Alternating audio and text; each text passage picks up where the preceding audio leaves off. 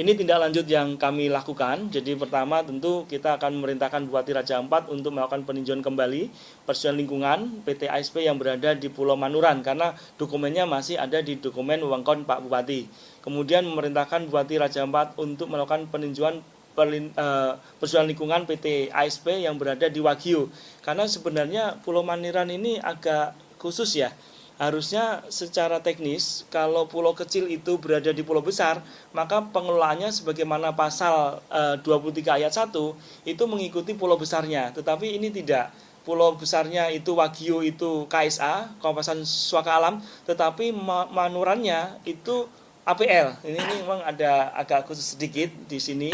Seharusnya sih kalau yang pulau gedenya itu ya ini pasti ikut KSA. Namun demikian yang terjadi memang seperti itu. Jadi Manuran itu areal penggunaan lain non kawasan hutan, tapi di Wagyunya adalah KSA. Nah kalau yang berada di KSA tentu kita ingin persetujuan lingkungannya dicabut ya, karena tidak boleh ada tambang di kawasan Suaka Alam yang ditetapkan oleh Bapak Menteri Kehutanan. Tentu persetujuan lingkungannya tidak kita perkenankan ada di sana, sehingga PT ASP hanya boleh melakukan kegiatan di Pulau Manuran tadi yang kecil, itu pun bila mana sebenarnya tidak juga bisa karena di dalam keputusan MA tadi sudah kami sebutkan sama persis untuk pulau-pulau kecil berlaku azas yang sama. Pertama terkena Undang-Undang Nomor 1 Tahun 2014 merupakan perubahan dari Undang-Undang Nomor 7 Tahun 2027 dan keputusan MA maupun MK. Jadi ini jurisprudensi hukum yang menjadi landasan kita. Namun memang secara saintifik juga keberadaan pulau kecil ini sangat susah untuk kita lakukan rehabilitasi nantinya.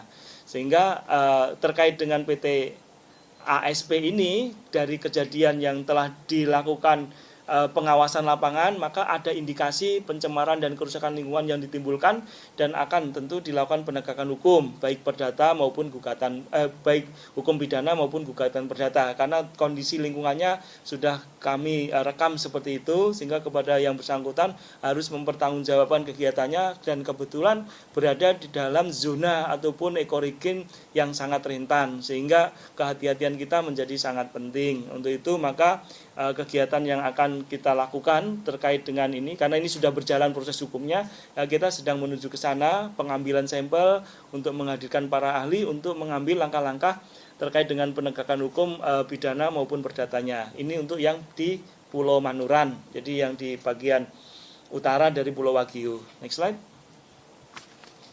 Untuk PT KSM, nah KSM ini posisi yang diambil di tanggal 29 Mei 2025 dengan menggunakan foto drone. Next slide. Ini posisinya, jadi kegiatan pertambangan nikel, kemudian nikel ini sama dengan Manuran tadi, ini juga oleh PMA. Ini PT KSM ya di Pulau, ini salah nih kayaknya. Ini di Pulau Kawai, di kampung Sapele. Nah ini sekali lagi pulaunya juga pulau kecil, jadi pulaunya tidak terlalu luas. Seluasnya berapa nih pulaunya? Pulaunya itunya KSM luasnya ini luas pulaunya 4.561. Jadi termasuk pulau kecil. Jadi pulau ini berstatus kawasan hutan produksi atau bahasanya kawasan hutan produksi terbatas, tapi sekarang melalui Undang-Undang Cipta Kerja namanya kawasan hutan produksi saja.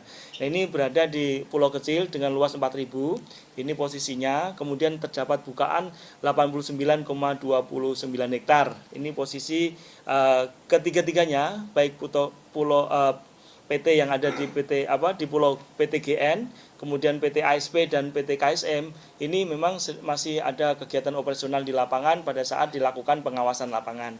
Jadi ketiga-tiganya ada kegiatan lapangan. Kemudian persetujuan lingkungannya diterbitkan oleh Bupati Raja Ampat, nanti akan sama persis yang kita akan lakukan untuk kegiatan yang PT ASP, langkah-langkah yang kita ambil.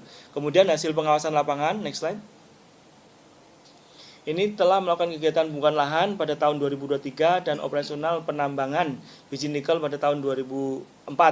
Kemudian berdasarkan kajian di kita, maka ada kegiatan bukaan lahan yang melebihi dari lokasi pinjam pakai kawasan hutan, yang tentu ini berdasarkan persetujuan lingkungan melanggar persetujuan lingkungan.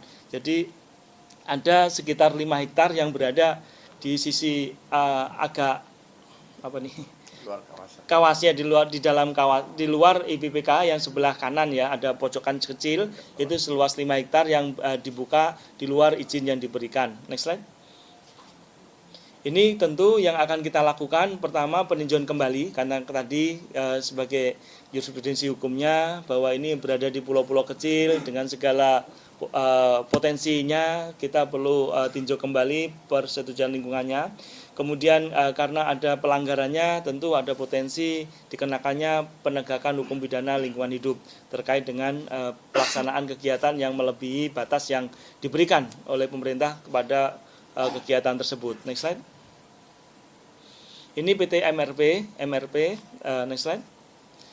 MRP ada di 2 lokasi, yaitu ada di lokasi Pulau Mayapun, itu seluas 21 hektar dan di Batang Pele seluas 2000. Jadi keduanya masuk di dalam pulau kecil. Ini kegiatan MRP berdasarkan tinjauan lapangan, pengawasan lapangan, kegiatannya baru di dalam kegiatan eksplorasi. Jadi ada pemasangan kegiatan titik-titik bor pada 10 titik dan ini juga sudah dihentikan oleh tim pengawasan lingkungan hidup yang sedang bekerja di sana pada waktu itu. Jadi untuk kegiatan ini untuk PT MRP bahkan belum memiliki dokumen apa-apa selain IUP. Jadi baik pinjam pakai maupun persetujuan lingkungannya belum dimiliki. Namun secara teknis untuk persetujuan lingkungannya sepertinya akan susah kita berikan karena kegiatan pertambangan di kawasan hutan lindung tidak diperkenankan dengan pola terbuka. Sementara nikel dilakukan penambangan dengan pola terbuka. Next slide. Ini posisi hasil pengawasan lapangan. Kita juga telah menghentikan kegiatan eksplorasi yang dilakukan di PT MRP untuk menghentikan kegiatannya lebih lanjut. Jadi karena kegiatannya belum, dampaknya tidak terlalu ini, kita hanya menghentikan saja karena belum ada aktivitas apa-apa di kegiatan MRP ini. Next slide. Kegiatan yang tidak lanjutnya, sebagaimana kita sampaikan, tentu di pulau-pulau kecil menjadi pertimbangan untuk kita tidak memberikan persetujuan lingkungan karena sudah ada jurisprudensi hukum dan tingkat kerentanan yang cukup sangat tinggi untuk pulau-pulau di Raja Ampat. Next slide. Saya rasa itu yang kami lakukan. Jadi secara umum kami akan meminta teman-teman di Provinsi Papua Barat Daya untuk kemudian mereview, mencermati kembali tata ruangnya dengan memperhatikan kajian lingkungan hidup strategis. Saya rasa mungkin itu yang telah dilakukan oleh Kementerian Lingkungan Hidup. Kemudian dalam waktu yang tidak begitu lama kami sudah merencanakan perjalanan untuk melihat langsung kondisi lapangan sebagaimana yang dilakukan oleh Bapak Menteri SDM. Kami juga ingin tahu seberapa tingkat kerawanan dan pencemaran yang telah dilakukan dan langkah-langkah selanjutnya kami akan diskusi lebih detail karena persetujuan lingkungan itu dibangun bersama antara semua stakeholder yang terkait termasuk paling tidak ada 3 kementerian utama yaitu Kementerian SDM, Kementerian KKP dan Kementerian Kehutanan. Jadi itu yang kemudian nanti akan merumuskan langkah-langkah terkait dengan kegiatan aktivitas yang ada di lapangan. Namun hari ini kegiatan telah kita sebagaimana sampaikan Pak Balil, kalau yang di PT GN telah dihentikan beliau, untuk yang lain telah kami lakukan pengawasan untuk menghentikan kegiatan karena memang ada beberapa yang dilanggar secara serius. Ini yang kita lakukan sampai hari ini. Mungkin itu, terima kasih.